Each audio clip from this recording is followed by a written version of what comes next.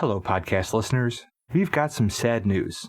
Nothing serious, but Joe could not sit in for this cold open interview. He's currently in Paris. Or maybe it was Rio? Sorry, I can't keep up with the names of his favorite sex workers. Anyway, he's busy and not here. That's the sad news. The exciting news is that we actually managed to get an interview with someone involved in making the film for this episode. I'm thrilled to welcome musician, songwriter, and occasional actor, Kenny Loggins. Thank you. Yes, it's me, Kenny Loggins. Woohoo! I'm cuffed to be here. Arrgh. Okay. I have to say, Mr. Loggins, I've heard interviews with you, and you don't sound the same. I got the bloody COVID, you see. It has temporarily affected me vocal cords. Arrgh. You're saying COVID is the reason you sound like that? Yes, I blame Fauci, the git. Arrgh. Let's not get into that, but thank you for joining us. I know your time is short, so I'll just ask you a few questions about Footloose. Go ahead, bloke. Ask me, Kenny Loggins, all you want to know about Footloose. Arrgh. Is it true in the opening credits where they show feet dancing that it's you in the gold shoes? Yep, that's my feet, but they cut out the rest. What do you mean they cut out the rest? I didn't just dance in gold shoes, I danced in me clogs. Arrgh. Clogs? Aren't those wooden shoes? Oh yes, me, Kenny Loggins, is bonkers for a good clog. I put tacks on the bottom and tap dance, but they cut that part out. Did I say arrgh? Yes, you just did. I'm sorry, you say you wanted to tap dance? I did tap dance. I was bleeding gobsmack when they cut it. I said bleeding gobsmack. At least they kept in me arse. Your what? Me arse. You know, during the shower scene. All that bare buttocks are CGI of me arse. Admittedly, I was knackered when they asked me since the night before I was out all night playing cricket. But I had a bevy or four and powered through. Arrgh. Okay, but what about the rest of the cast? We did an episode about Terms of Endearment. Is it true John Lithgow filmed that movie at the same time as he was appearing in Footloose? That's true. But what else is true is I bet John a quid if he refused to wear trousers during any scene or you can't see it below the waist. Are you serious? I'm not taking the piss. It really happened. He was skint. And anyway, he said he welcomed any chance to have his boys breathe. You know his boys breathe? Yeah, I get it. Well, thank you for this interview. Jai-ho!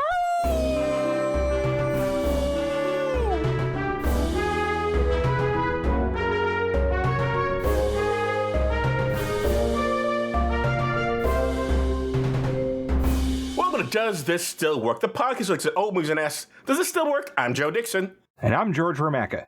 And today we're discussing Footloose from 1984 and some historical context. First, podcasty stuff. You can reach us at dtswpod@gmail.com, on Facebook, Letterboxd, and Counter Social, or on our YouTube channel. Please tell your friends about us and leave 5-star ratings everywhere. You can pick what we watch and get extra per episode content by funding us on Patreon for as little as $1 a month at patreon.com/dtswpod. Now, Joe, take us back to 1984. I was going over what part of history I should cover from 1984, and as I was doing my research, I ran across this great quote from the website Black Girl Nerds. The author I'm quoting is named Suzanne Kohler. She also did a review of Footloose, and she said this: because of all the dark themes of isolation, disruption, unresolved grief, trauma, narrow-minded thinking, domestic violence, and more that drive Footloose, this is a movie about joy, celebrating life through the act of dancing. I read that and I thought, you know, she's right. So let's get into the Wayback Machine and look at some notable dance events from 1984. This is from Newsday. Headline, George. Mime calls breakdancing a potential bust. Why is the mime calling anything anything? He's not supposed to talk. Believe me, I wonder why he's talking as well, especially what he's saying. But let's get into it. If you're old like I'm old, you've heard of Shields and Yarnell. They were a couple who did mime. In fact, as far as television was concerned, they were the only people who did mime. I certainly never saw anyone else do it, including Marceau Marceau, who might have been world famous, but I only knew about him because TV comedians and Mel Brooks would make jokes about him. While Shields and Yarnell I would see every week on either their own show or guest stars on different variety shows. I've mentioned them before when we discussed Spaceballs because Yarnell was the robot on that. Joan Rivers did the voice and Yarnell was the body. All of that to say, Shields and Yarnell were still somewhat famous by 1984.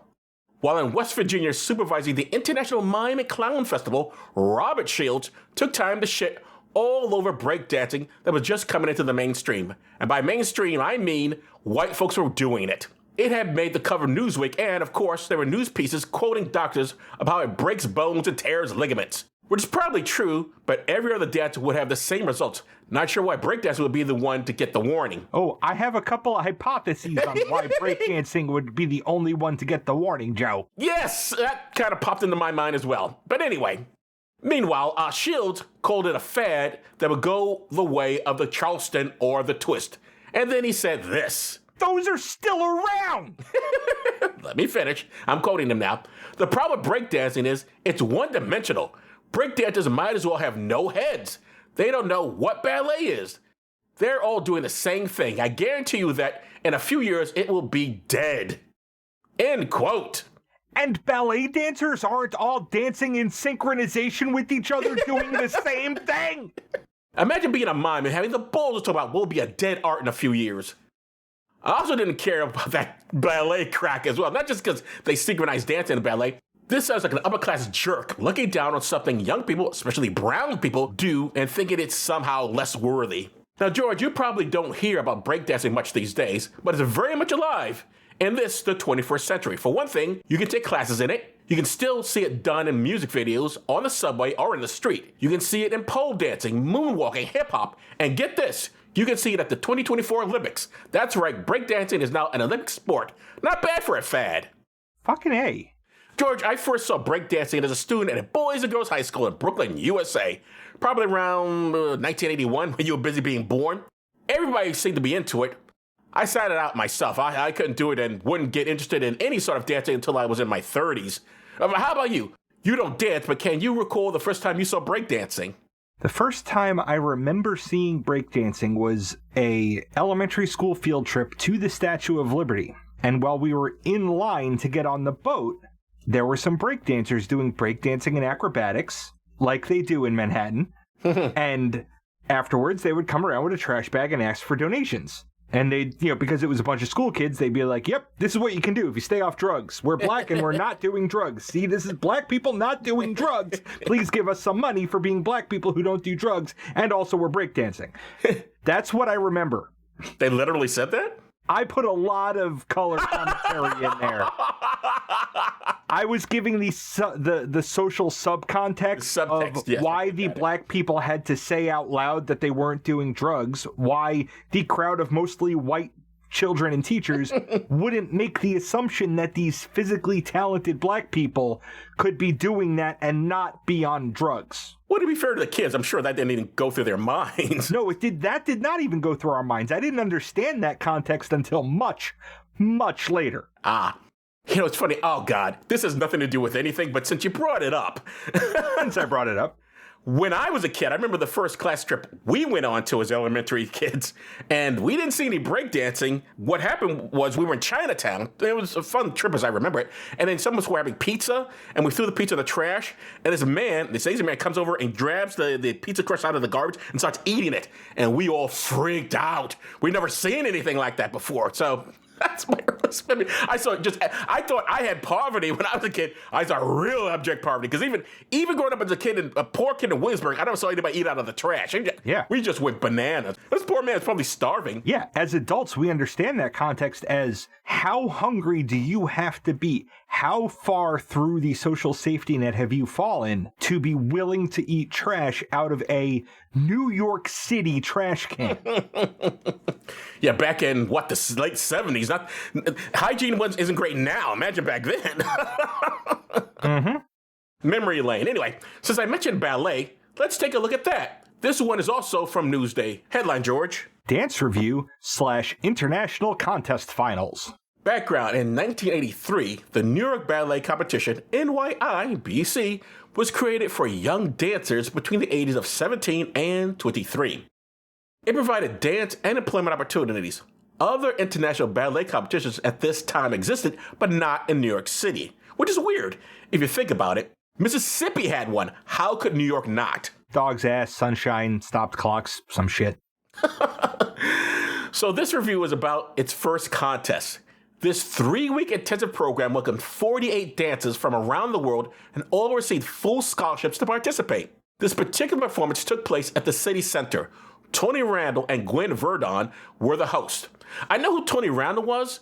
I've seen his Doris Day film, but I mainly knew him from the TV version of The Odd Couple. I had no idea who Gwen Verdon was, but she was an actress, dancer, and 4-time Tony Award winner.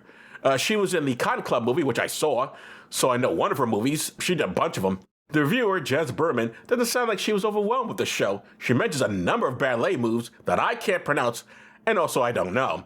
But the review is linked in the show notes if you want to read it. Anyway, the awards were this. 1 gold, 4 silver, and 2 bronze medals were handed out. The gold winner was someone named Victoria Mazzarelli, an 18-year-old from Connecticut. I looked her up, and as of this recording, she is the Associate Artistic Director at Nutmeg Conservatory for the Arts in Connecticut. I guess she never left Connecticut. I thought the state existed just so you can move away from it, but I guess that's New Jersey. No comment. The silver medal winners were Daniel Mija of France, who teaches now, but danced for everyone from the Sevastopol Ballet to the Kurov Ballet. Lori Jane Miller of Irvine, California, I think went on to dance for the Cleveland Ballet, but I'm not sure. I couldn't really find anything on her. Then I have to ask, where did you get that she went on to dance for the Cleveland Ballet? Is this knowledge that you had a priori of doing any of this research? Because in your history as a person, you were really that into the ballet scene, and you remember these winners? I looked her up, and there's a woman with that name, but I don't know if it's her. I like my headcanon better. Okay. Sergei Lavoie of Canada became principal dancer for National Ballet of Canada, and for 7 years was the ballet master at Columbia City Ballet in Columbia, South Carolina, until he died at 41 of heart failure in 2004. I win! Okay. If you say so. I don't know what the hell a master of ballet is, but that sounds like a ballet master. I'm the master of ballet. Ballet master! But whatever. Probably like the, team leader.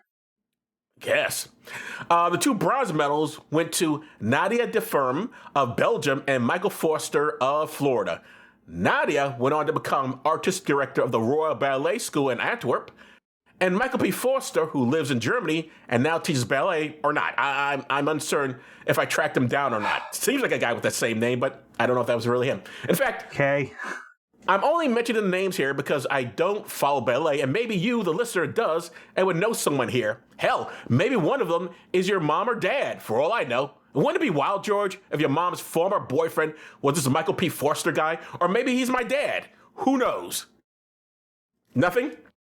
The timelines on these don't work out at all for any of these people to be related to any of us. Could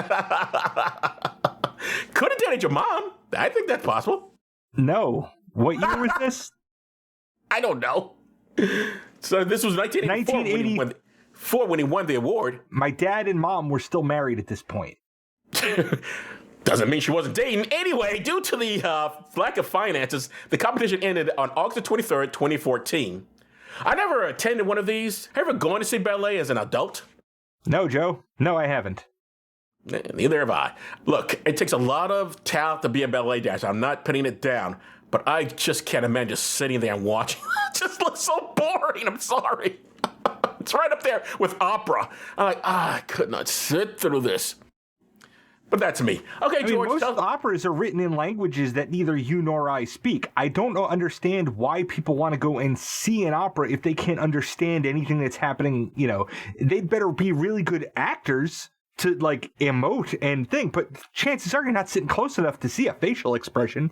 So, Well, opera, even if you, and most of the people who go to opera will know the language, but even if they don't know it, you're there for the sounds of them singing whatever it is in German or French or whatever. It's a whole thing. It's an aesthetic, like everything else. Okay, George, tell us about Footloose. Okay. This was directed by Herbert Ross, who also directed The Secret of My Success, which was a unaired test episode for Does This Still Work? And this was written by Dean Pitchford.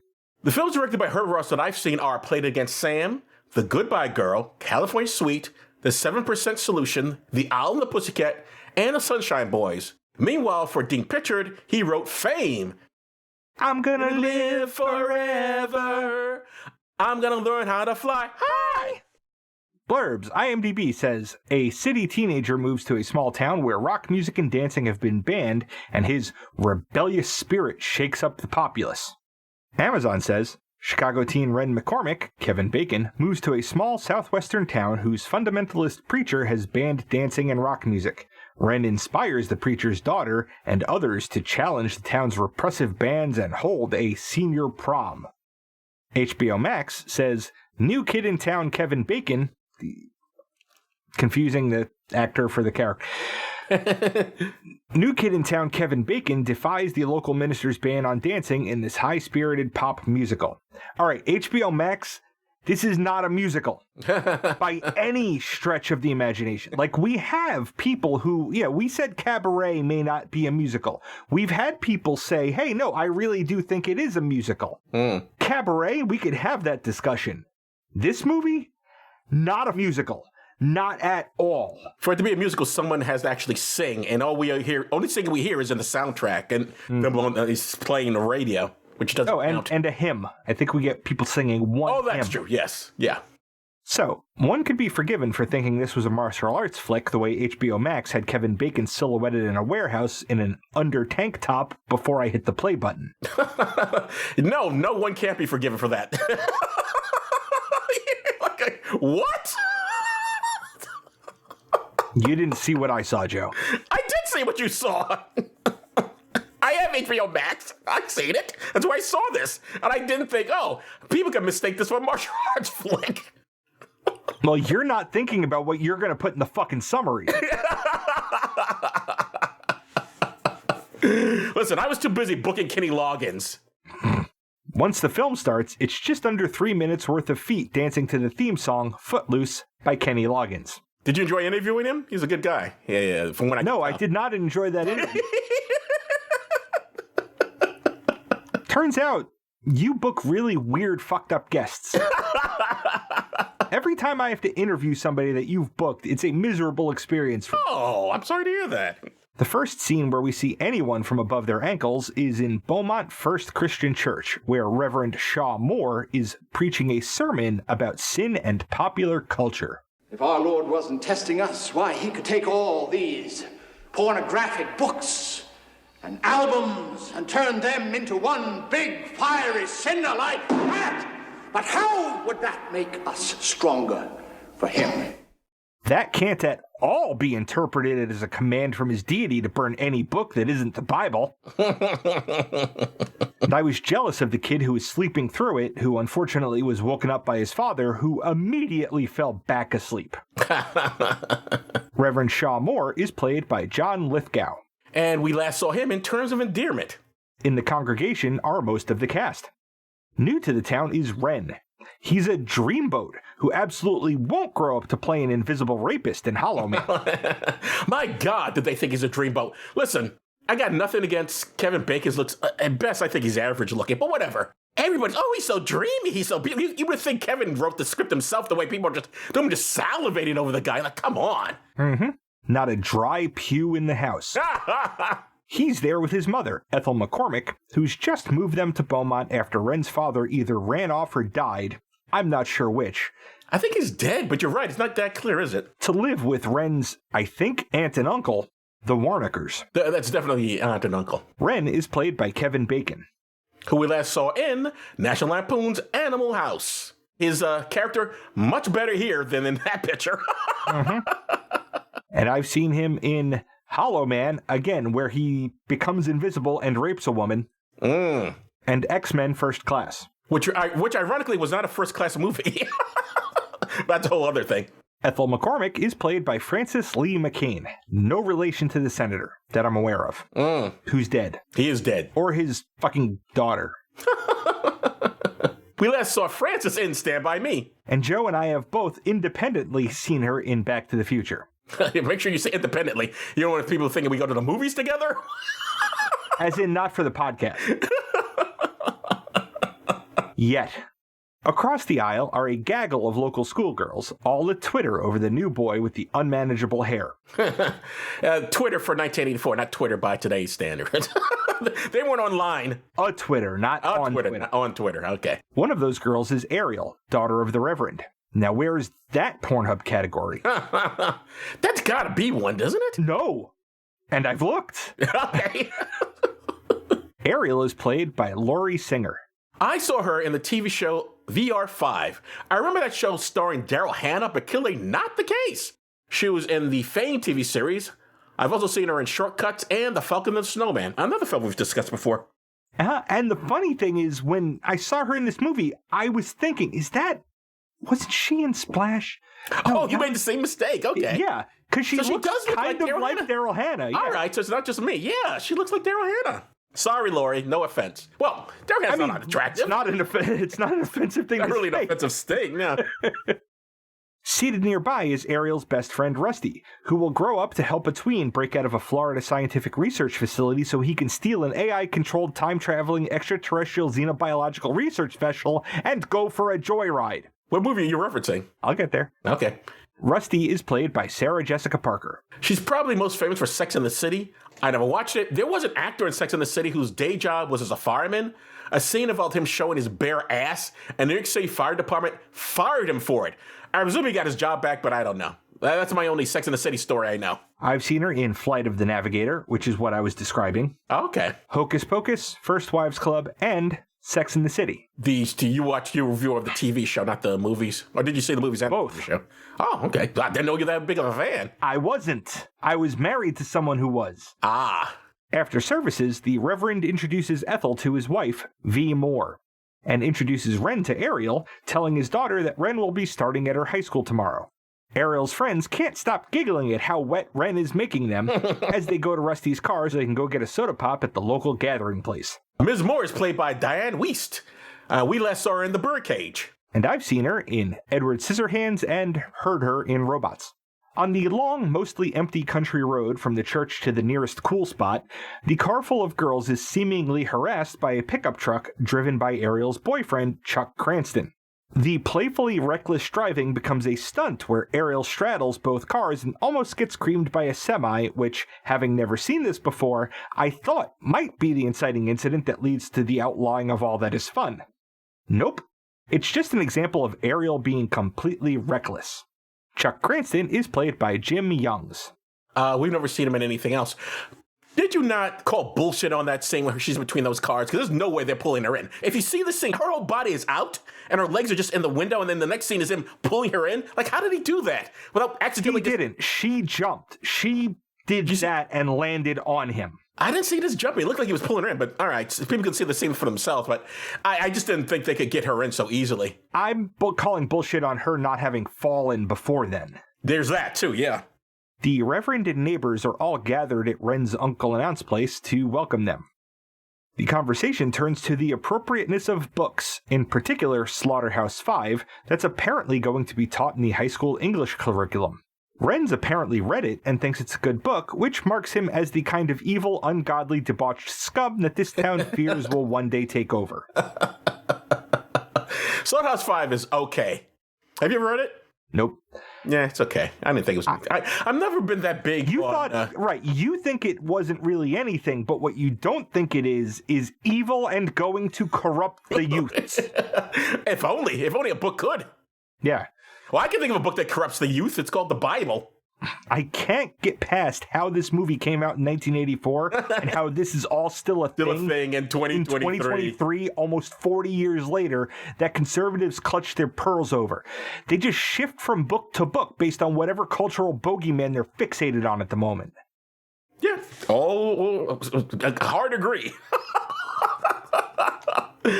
The Wernicke's, Ren's aunt and uncle, have two middle single-digit aged daughters, one of whom thinks Ren is a fox. This shocks Mr. Wernicker, who sees this as evidence of how books and TV influence children. She can't possibly be repeating what she heard from someone else in a church. It's nighttime, and Ariel and the rest of her peers are at the High Spot Cafe. Ariel produces a cassette player, and the presence of music causes everyone within earshot to start dancing. There are people in the bathroom who can hear this goddamn thing. How loud is she playing that music? It must be pretty quiet there if everyone can hear her playing the cassette recording from the car. Mm-hmm. Also, what did you think of that place they went to, the High Spot Cafe? That looks like a pretty nice joint for such a dying town. It was hopping, Joe. But here's the thing. I don't think it was in that town. Oh, you think they went to another? I think it was in the next town over. Oh, that's possible, I guess. Yeah. In that case, all right. If that's the case, then yeah. Because in the town they're in, there's no way. There's nothing. Yeah. There's no alcohol. You can't drink. Oh, that's right. They banned booze as well. Mm-hmm. The Reverend appears out of nowhere and confiscates the cassette tape. He hands Ariel some cash, saying that her mother thought she might not have enough on her for soda, and then leaves. He doesn't scream or anything. He just looks like someone kicked his puppy. Like, I was expecting him to get angrier, but he's not that kind of guy. No. For the most part. You remember how you, when you were a Christian and you would beat your kids when they ever played music? That's not why I would beat my kids. Oh. That's one of the perks. In the morning, Ren's getting ready for school. His mom tells him not to wear a tie. He does anyway. He shows up to school in his yellow VW Beetle, blasting rock and roll music, drawing stares and giggles. Once inside, he bumps into Willard. Oh, shit, mister, where are you going? Son of a bitch, you're supposed to look. Sorry. Hey, where'd you learn how to drive anyway? You're supposed to stay on the right side. Hey, I like that hat, man. You sell men's clothes? Where you got that? Willard, come on. What's your name? Ren. Yeah? My name's Willard. You know what they say, when you go to a new high school, find the biggest, most ornery pile of hormones you can and throw a mild homophobic insult. That's how you make a best friend for life. Will is played by Chris Penn, whom we last saw in Tu Wong Fu, Thanks for Everything, Julie Newmar. This is the first film I saw him in. I didn't realize that until I rewatched this film. I've never seen Chris Penn so thin. And of the two movies I've seen him in, he uses way fewer ethnic slurs in this one. Do you think, I did not catch that. I guess I was homophobic by him saying that men's clothing, but I didn't get it, because why would a cowboy hat be not men's clothing? It didn't occur to me that it wasn't a good, mildly homophobic insult. That's a common theme with the insults in this movie. None of them are particularly good. We'll see that again in a little bit. Alrighty. Ren and Willard talk in the cafeteria. Ren makes up a story about getting laid, then reveals it as a lie. The only real part being that everybody could dance. Rusty calls them over so we can hear about how a bunch of kids got killed in a car wreck, which got blamed on rock and roll music, which led to the town and other towns making laws to ban dancing, modern music, books, you name it. The thing is, this did happen in places because, and I cannot stress this enough, conservatives will blame anything except an actual cause for a problem, because if you actually fix problems, there's nothing left to scaremonger about. I think conservatives do what they do not so much to scaremonger, though that's the ultimate result. It's that they themselves are legitimately scared of everything. Right, but you'd think that if you're scared of something, you'd want the thing that's scaring you to stop being able to do that. No, they'd much rather project it onto everyone else and say, I'm afraid of it, you also have to be afraid of it. I want these rules for not just myself, but also you, your friends, and your family. I want to impose my hang-ups on you. From a political standpoint, the reason that their politicians don't look out for their best interests and actually try to solve things that are scaring their constituents is because if they solve it, they can't say, I'll solve this if you vote for me. Well, the constituents want these other things taken care of and they don't care about the rest. Frankly, that's what I got out of it. Yeah, go ahead, shoot our kids, have our kids get shot. Just don't take my guns. I love me gun. Right, but what they also do, they also say, oh no, it's a mental health problem. Oh no, it's a school security problem. It's a no, drag show problem. It's a drag show problem. Yeah. They'll blame anything but the actual fact of people who shouldn't have access to guns having access to guns for the problem. Sure. But I'm just saying of their constituents, it is, I'm really scared. I think. I don't know. I'm not a psychologist. Ren and Willard are driving around, talking about music and dancing, while Ren's blasting tunes from his car. A cop pulls him over, confiscates the tape, and abuses his power because that's what cops do. At home, the Warnickers side with the puritanical police, telling Ren that he's not doing himself any favors. In the parking lot, Chuck and Ren trade words. I thought only pansies wore neckties. Oh, yeah? See that? I thought only assholes use the word pansy. Oh, we got you on that one, Chuck. Shut up! Son of a bitch is gonna pay for that. See what I mean? Yeah, that was such a great comeback, especially if I'm get so upset about it. Like, all right. Jeez, if I got into fight every time somebody called me an asshole, I would do nothing else. And I'm a really nice guy. You're okay. You know, I remember one time when I was, this is when the show Soap was on TV, and there was a character, Billy Crystal. We talked about him before. He played the first gay character on TV, whatever, or one of the major characters. Doesn't matter. The point is, the name of the character was Jody, and I sometimes would write my name in elementary school as, rather than just Joe, I write Joe D, as in Joe Dixon, Joe D. Mm-hmm. And the teacher said, Joe D, blah, blah, get in line, whatever. And a girl said, oh, your name is Joe D. That means you're gay. And I responded to that, oh, does that mean we don't go out on Saturday night? That was my response. I thought that was pretty good for what was I, 4th grade? Yeah, I'm not sure what the premise of the insult was. Did you have a date set up with this person? No, silly. She was saying that because I'm Joe D, so I'm... Right, so that you're means gay. I'm gay. Hey, right. So, and I'm saying, does that mean we're not going out Saturday night? It's just... Yeah. I don't think she was going out with you before, Joe. Otherwise, she wouldn't have said wasn't. that. That's the joke. My God. I know. The kids are not good at insulting each other. I think that's the general insulting thing her. here. I thought it was deflecting. I thought it was a very clever. My teacher liked it. Jesus Christ. I mean, as far as deflections go, at least you weren't like hurting anybody with it. It was ineffectual in that regard, which makes it on an ethical level better than most comebacks. I got one of my earliest laughs with that line, brother. Okay. Babies get laughs if they fart and smile. All right, go fuck yourself. Ren gets a job at a flour mill. Ariel finds him there, and they eye-fuck each other while she tells him that Chuck wants to meet him for a pissing contest. Next day, Ren is multitasking, filling Willard in on what happened in the last scene, while practicing his uneven bars routine to try out for the school gymnastics team. Out in the woods, we find a post-coital and partially redressed Chuck and Ariel. She wants a bigger life than what this town can offer. He says she's never going to leave because she's small-town girl through and through. Which is weird. Not that he says that, but this seems like the first time they've had that conversation as opposed to one they've had many times over. At least that's the way I took it. Yeah, it does seem weird. It does seem like it was scripted to be there. And not organic. I just had sex with you, and now I'm going to say, you're just a small town girl, because I know how much you enjoy that. Mm-hmm. It's like, why would he say this? He would have to. They've had to have had this conversation before. Now that pisses her off. Sometime later, Ren meets Chuck on a back road so they can hash out their differences like rational humans. By that, I mean play tractor chicken, where they drive slow-moving front-loader tractors towards each other until one swerves off the road down into a muddy ravine. Of course, Ren wins, but not because he's got moxie. He wins because his shoelaces become stuck around the gas pedal and he can't bail out or stop the tractor. Chuck and his tractor end up in the ravine, begging the question of whose industrial farm equipment they just totaled, in a situation where at least one tractor was all but guaranteed to get totaled. And how the hell did they get it out? Because it ends up in that ravine and on the side, so they had to have pulled it out. Who did that? I don't think they did. They just stayed there? Uh-huh. At the High Spot Cafe, enough time has passed for Rusty to be reporting Ren's daily schedule to Ariel. Rusty works on convincing Ariel to go ahead and just be Ren's romantic interest already. Mm-hmm. At school, one of Chuck's friends tries to frame Ren for weed possession. Ren is able to flush the evidence before he can get 100% totally caught with it. You think I'd do that with a real joint? Do you know what an OZ is going for these days? I hope they remember that when the local Christians start fear-mongering about drug dealers putting drugs in people's candy baskets. Because drug dealers aren't giving away free drugs. This is not a thing. Mr. Warnicker hears about the incident, so he gets another in a long line of scoldings about how he's a troublemaker and a bad influence.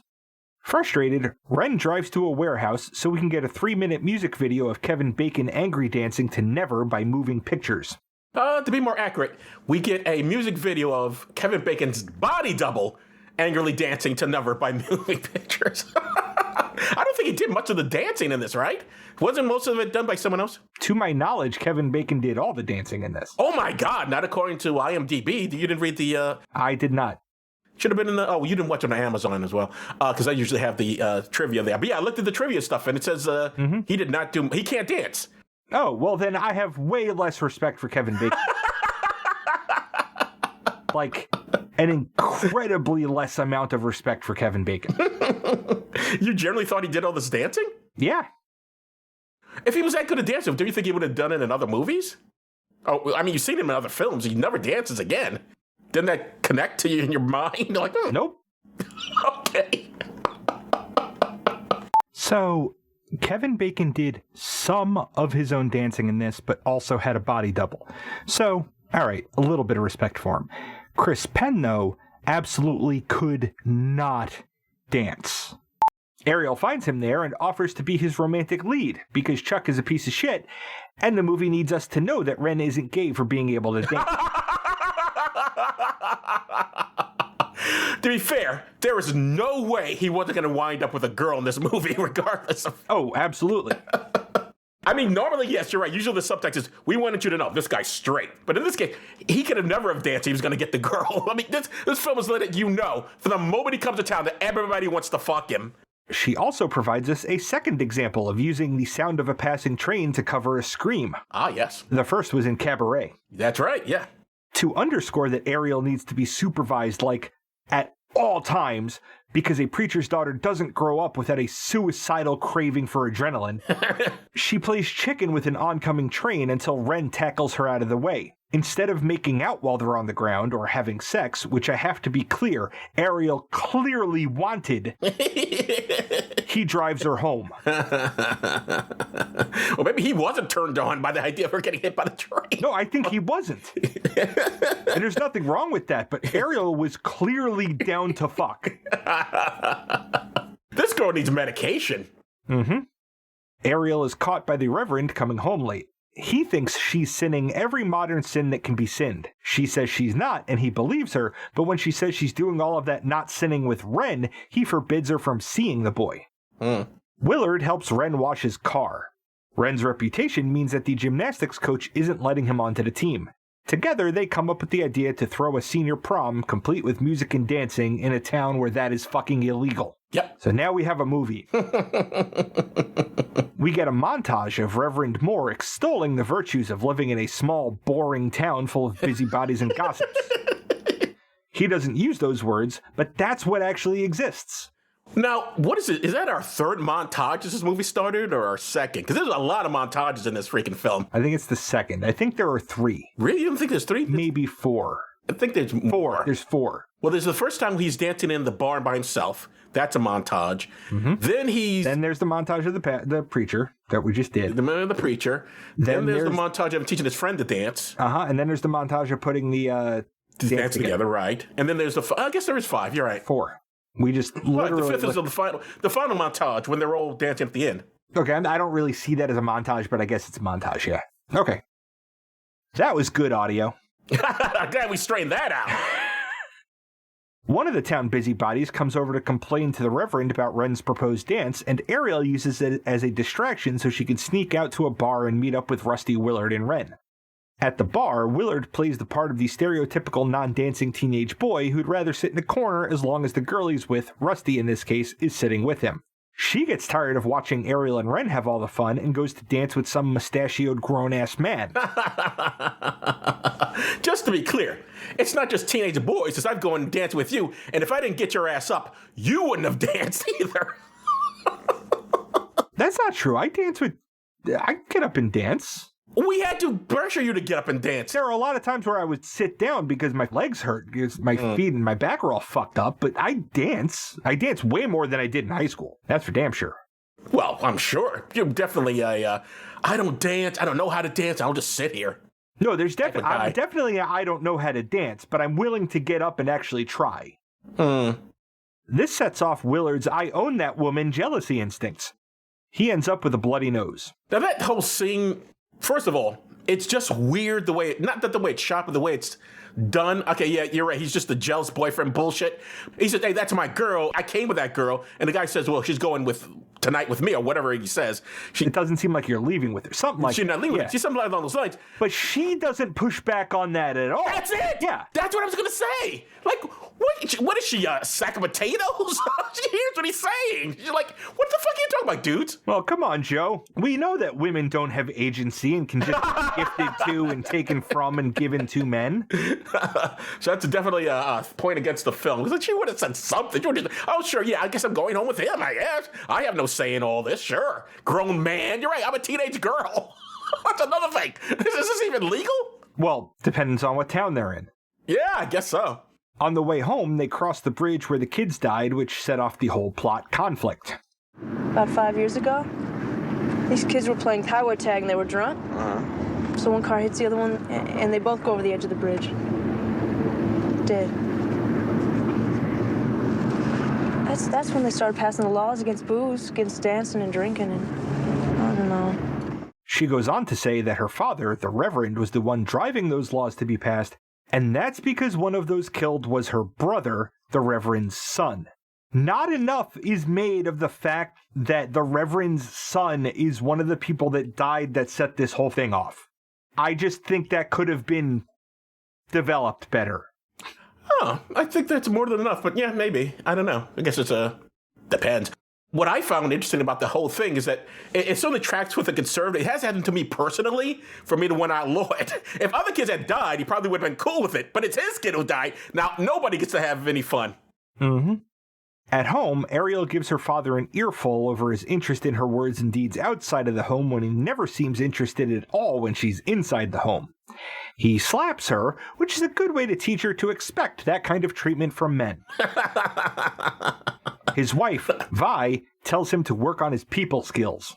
Then Ren is at a convenience store handing out flyers for the dance. When he leaves, 3 of Chuck's friends assault him. Chuck's not the only one with friends, and one of Ren's, Woody, is large and gets Ren out of the jam and gives the assholes a talking to about manners. Woody is played by John Laughlin. He was in An Officer and a Gentleman, a film which we will be watching someday. We get a 3-minute montage to Denise Williams' Let's Hear It for the Boy of Ren teaching Willard how to dance. They recruit the young Warnica girls in this effort, making it a little bit cuter. Of course, they have parts where, for instance, Willard tackles Ren so that we never doubt their heterosexuality. I have to say, I read in the Black Girl Nerds thing I quoted earlier. I agree with it. At least there's no toxic masculinity, although you seem to think so in that wrestling scene. But it's cool. They teach the other dancers know, like, they don't use the F word. No one thinks they're gay, even though they go off together to dance. There's no overt homophobia in any of this. Don't get me wrong. This is way less toxic a scene than it absolutely in 1984 could have been. 100%. I found the one thing that I could, because that's what I do for this fucking podcast. Find those things. That's your contribution to the show. Well, I analyze, right? I analyze it and I pick it apart and I try and find the shit that might not make it work. That's the thing in that scene that could possibly not make it work. It's not enough to make that scene not work. I'll say that part now. Okay. At church, a member brings a book found in a student's locker and says it should be burned along with all like it. The Reverend invokes a version of the Streisand effect to say that maybe they should not make a big deal out of it. And this is all happening as the Reverend is dodging calls about Ren's dance. Under the bleachers at the school, Ariel breaks up with Chuck violently. The violence goes both ways, but with Chuck being a male of the species, he can do and does more damage, leaving Ariel with a black eye and bloody nose, but not before Ariel takes a pipe to his truck's headlights. Of course, Chuck implicates Ren in all of this, so we can expect another fight later. Now, how did this girl get a black eye, a bloody nose? And I know she cleans herself up, but the black eye we see later. And her parents don't seem to ask anything about it. We never see a scene like, honey, what happened? And she never explains, oh, blah, blah, blah did this, or I fell, or something. She explains it as, well, I'll just sneak back in. And that's what happens. And later on, the Reverend will say, we haven't talked since, like, Thursday. Right, but he still sees them with a black eye. Why doesn't he ask about it? I don't know. I don't know, Joe. I don't fucking... It's not good parenting there. Ren comes to pick her up. Okay. Ren comes to pick her up. What were you going to say? It's not. They're not good parents. I mean, Vi's okay, but she's too submissive to make up for the bullshit that the Reverend, whatever. Ren comes to pick her. She would have to be submissive if she's going to be a minister's wife. I mean, who else marries these sort of guys? Good question, Joe. Ren comes to pick her up, and she's grateful for that and for him taking on her father with the dance. Ren is adamant that this is between him and the town council, with the law, not with her father.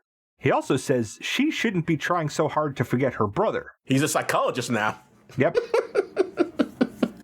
In bed, Vi Moore tells her husband that he's being ridiculous, trying to control teenager hormones by banning dancing and music because, and she would not put it this way, teenagers are going to try to have sex with each other, and it has nothing to do with music. All right, she might actually put it that way. The Reverend is unmoved from his course because if he wasn't, the movie would only be an hour long. What is it she says? She says, remember how the kids look at each other and they get all horny or something? She says, remember how we used to look at each other and we get all hot and bothered, whatever term they use. I remember that getting such a laugh. I don't know why. Because she's right. Because she is 100% right that teenagers can look at each other and get sprung or wet depending on what equipment you have instantly, and it has nothing to do with the music's playing or what the last fucking book you read was. Oh, absolutely not, yeah. But if she's saying that was also what they experienced. Yeah. Ren is going to be arguing before the town council to repeal the laws banning dancing and music. To aid him, Ariel gives him her Bible with bookmarks and highlighted passages where the book promotes, endorses, commands, or describes as virtuous dancing. If the foundations of conservative political ideology was anything but hypocrisy, that would be a silver bullet magic solution. You mean quoting from the Bible doesn't undermine these people's conservative philosophy? Sure does not, Joe. It sure does not. Because you have to imagine, he's probably already read those passages, and yet, we're going to see. Just like any good atheist. Like any good atheist. You think he would have read those, the Reverend would have read those passages already to be prepared for him. He's completely not. Nope. It's like, it's almost as if he's never read the Bible before, which I guess is possible. Or it's almost as if Christians cherry-pick the things that they want to agree with. That too. Which also, there's no prohibition in the Bible against dancing. Like, there's nothing in the Bible that says you shouldn't dance at all. Anywhere. It only ever talks about dancing in a positive way. That is also not against drinking. Nope, sure isn't. Especially when your Lord and Savior turns water into wine. To wine, yeah. He's bringing the booze. And not just into wine, into the good shit. Chuck and his buddies are siding with the town council because they'll do anything to screw with Ren. Included in the set of anything is throwing a brick through the Warnaker girl's bedroom window. Mr. Warnaker blames Redden for this, because it's way easier than admitting that the puritanical ideology of the town is the same kind of ideology that promotes the use of terror as a tool of social control. When it comes time to make his case to the council, many of Ren's schoolmates show up to support him. They even had t-shirts made. They didn't have the internet. The internet didn't exist. They couldn't just go to fucking Teespring and order a bunch of custom t-shirts. Somebody had to make that shit. Yeah, maybe they went to the town over. Ren puts on a good show and even gets support from Vi Moore. It's all for naught, though, because, and I cannot stress this enough, how true to life this is, this kind of militant Puritanism is not based in anything actually written in any holy book. It's about an attitude and hunger for power and control in people who believe they are doing the will of a supreme being. A supreme being who just happens to agree with them on everything. On everything. Ren is ready for the movie to be over already. But his boss, Andy, has other ideas.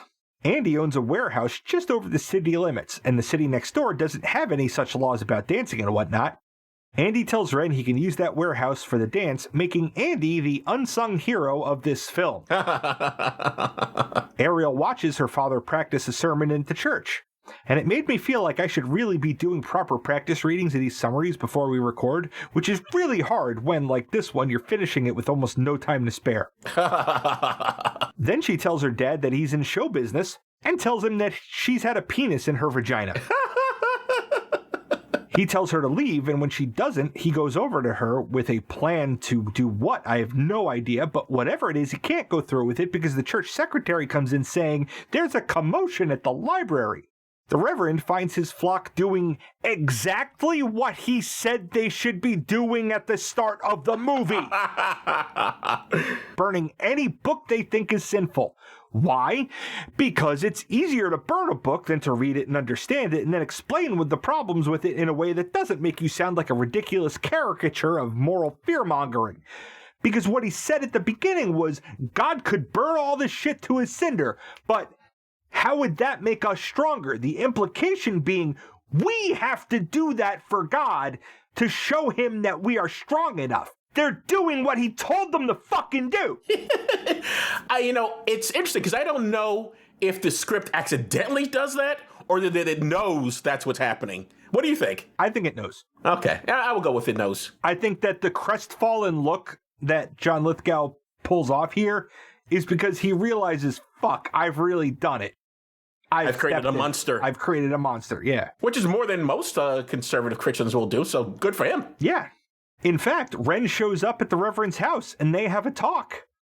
We only get the tail end of that talk, and I'm furious with myself for wanting to know what the rest of that talk was. Because I believe with all of my podcasting heart that conversation would have made this a better movie. Sometimes things don't make any sense. If you could explain to me about my father, maybe I could explain to you about your son. But it doesn't make any sense. Look, I gotta go. Listen, I know you're gonna do what you gotta do, but thanks for listening. Ren, thank you for, thank you. Now, that sound clip had a lot of silence cut out of it and compressed. Mm-hmm. It's a really good little piece of scene. Like, you catch the end of a conversation, it made me want to know what the rest of that conversation was, and they seem to have connected on a level, and they're grateful to each other for being willing to listen. Like, I liked that scene. I wanted more of that scene. It was such a fucking short scene. I felt like screwed out of it. I think also the fact is that Ren is probably the same age as his son would have been, or, if he hadn't died, or maybe when he died, I'm not sure. But either way, I mean, that's probably part of it, that he's willing to listen to him. And also, previously with the book burning thing, he's like, oh, maybe I'm fucking this up. Yeah. With the dance happening in the town next door, this town's council, its laws, and basically the movie so far are irrelevant. So the Reverend asks his congregation to pray for the dance and the participants to basically not let it devolve into a rock and roll fueled orgy. Kenny Loggins sets the tone of the ride out to the warehouse with the song I'm Free along the back dirt roads. There, it's teenagers all being way too into blowing up balloons, hanging up lights, and carefully moving warehouse inventory around to create a space where they can dance. I mean, nobody's trying to have sex. Nobody's even trying to cop a feel. I just feel like there's no chance that none of these teens would be trying to sneak away for a quickie. George reliving his high school years. There was never a moment where I was involved with anything involving girls where I was not trying to have sex with one of those girls. I was massively failing every time, but I was thinking about it. Ariel's in her bedroom getting ready, having the darndest time deciding if she wants her dress to be off-shoulder or not. Her mom pops in and makes the "you're beautiful" deal that moms are supposed to make when their daughters go to prom. Vi even gives Ariel a corsage, bought for her by the Reverend himself, who will never admit to having done so. Did you go to prom? Yeah, of course I went to prom. What do you mean, of course? I didn't. I didn't go to my prom. I married the girl. Ren shows up, then tries to fix his hair in his car mirror. Ren, buddy, you can't fix your hair. You have hair kind of like mine, that unless it's at least 9 inches long or slathered in some physics-defying product, is going to stand straight up like you just stuck your tongue in a live light socket. As we all know, putting your tongue in a live light socket will not make your hair stand up. Did nothing for my hair, and I literally did it. You're black with black people hair. But I should have straightened it out, don't you think? No, that's not how it... That's not the kind... It just stands up if it's long enough.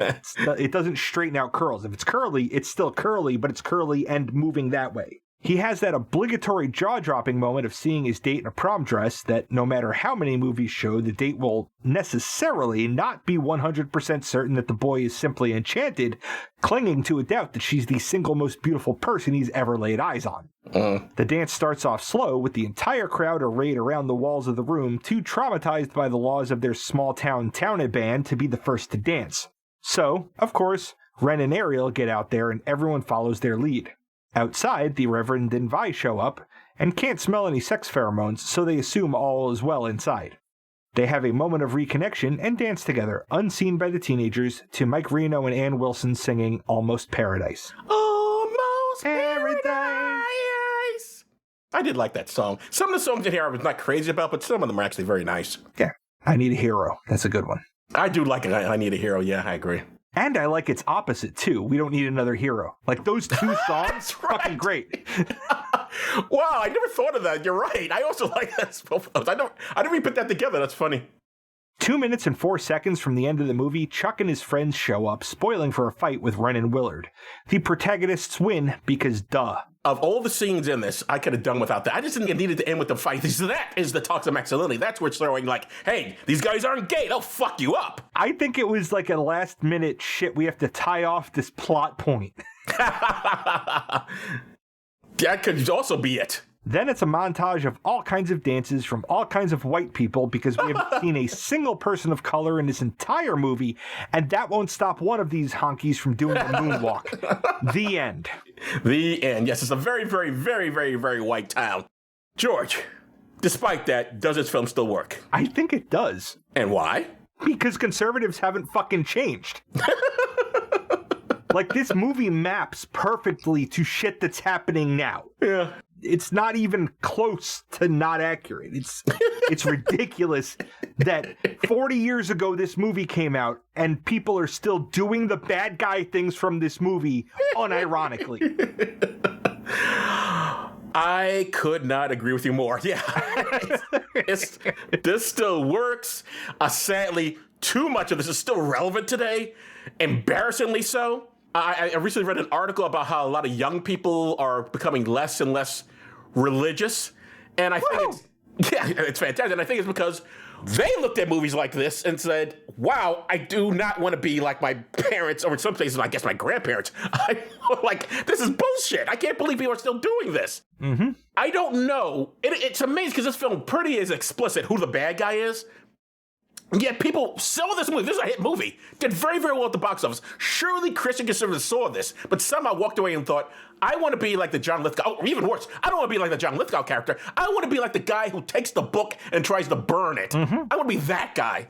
Like, what movie did you see? I think Andy is the unsung hero of this movie for saying, hey, use my warehouse across the town line. They think that other guy is the unsung hero for actually enticing people to burn the books and actually burning the book. Like, there's two unsung heroes in this, and I think depending on which person you think it is, it tells you who you are as a person.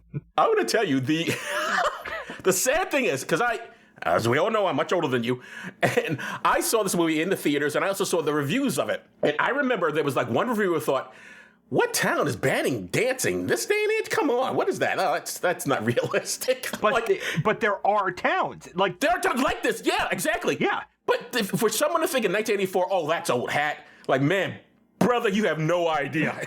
Welcome to our fucking future. Yeah. It's both your present and it's going to be the future as well. But like, now, I would have been one of those people who thought, banning? Oh, come on. Really? No. Or at least as we, quote unquote, evolved, surely people wouldn't still be doing this sort of thing in this movie. It's got to be old hat. Yes, we're doing that, and don't call me Shirley. Yes. I saw this, because, of course, obviously the podcast, I rewatched this thing, and I was shocked at how much it's still relevant. Sad about how much it's still relevant. Really kind of depressed about how this is still relevant. How can we not learn? How is it? How is it, George? Explain to me, how is it people cannot learn? Popular entertainment, for God's sake, is in there saying, hey, don't be this asshole. And folks are looking at that going, I think I want to be that asshole. Well, the thing is, Joe, if we tell enough people about this movie and how much it still works, conservatives are going to try and burn it. Well, that's the great thing about what we have now. You can't burn a film. It's going to be on the internet, and on the internet, everything's forever. So Yep. you're no getting rid of this film. But anyway, we both agree, still works. And we're both depressed about that. I tried to channel it into being funny in the summary, but it's hard to do when the world is on fire. The world is on fire, literally, actually. And also we got just this week, as this is recorded, abortion pills have been outlawed. So great time. Okay, in America. yeah, let's wrap this up before we make ourselves alcoholics. Okay, well, buddy, what's up next? Our next episode is a Patron's Choice episode, and we don't know what the movie will be because our patrons vote on them, and that vote hasn't been finalized yet. If you want to vote but are not a patron, you can fix that by becoming one at patreon.com/DTSWpod. Anyway, so I guess that's it for this episode. I'm Joe Dixon. Thanks for listening. And I'm George Romaka. Thanks for listening indeed, because if a podcast drops and there's no one around to hear it, it's just another collection of ones and zeros that doesn't matter. Hey, what's this I see? I thought this was a party! Let's dance! You've been listening to Does This Still Work? Produced by Joe Dixon and George Romaka. The hosts can be reached via social media, email, or the contact page at dtswpod.com. Be good to yourself and others, because that still works.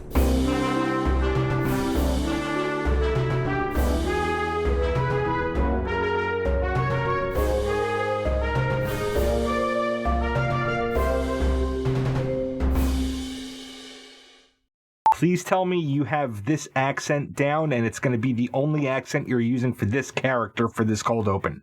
You'll see. I've got a new technician. George. Sure. Do you know what to say when someone says slavery wasn't bad? Joe, would you rather live by the ocean or in the mountains?